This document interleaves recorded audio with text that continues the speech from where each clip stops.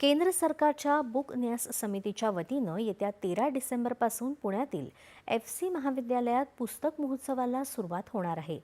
या निमित्तानं काल महाविद्यालयात शांतता पुणेकर वाचत आहे हा उपक्रम राबवण्यात आला। यावेळी या उपक्रमाला उच्च आणि तंत्रशिक्षण मंत्री चंद्रकांत पाटील यांच्यासह अनेक मान्यवर उपस्थित होते।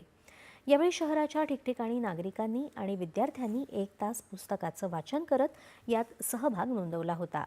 या उपक्रमाअंतर्गत आतापर्यंत 40,000पेक्षा अधिक वाचकांनी आपले फोटो महोत्सवाच्या संकेतस्थळावर अपलोड केले आहेत।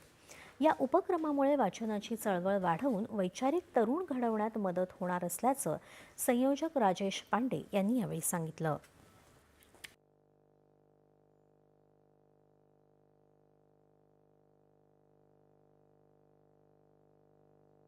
अगदी सामान्य रिक्षावाला, बसवाला, PMT मधला सामान्य माणूस, मेट्रो पासून, रेल्वे पासून, एअरपोर्ट पासून सर्वजण वाचतायत आणि खरं म्हणजे ही पुण्याची एक लोक चळवळ झालेली आहे।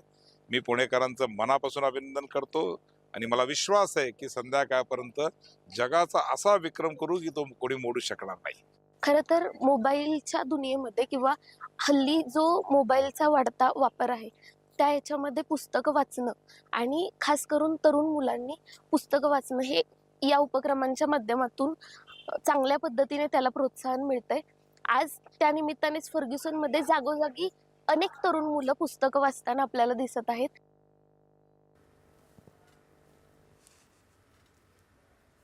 राज्यातील